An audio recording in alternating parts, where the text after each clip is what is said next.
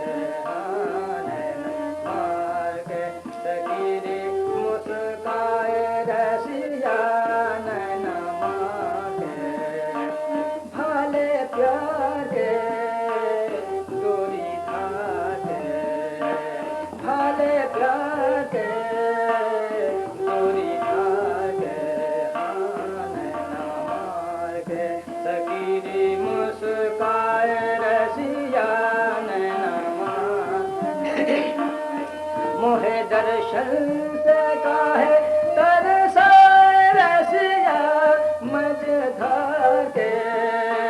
मोहे दर्शन से काहे तरसाए रसिया मझधार के। बीच धार के बेआधार के, बीच धार के बेआधार के। मुस्काए रसिया नैना मार के। सदा अनसुन बोल सुनवाए रसिया दो के चार के। सदा अनसुन बोल सुनवाए रसिया दो के चार के।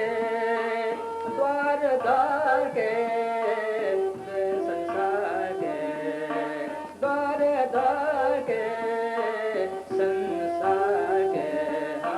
नैना मार के सखीरी मुस्काए रसिया नैना मार के।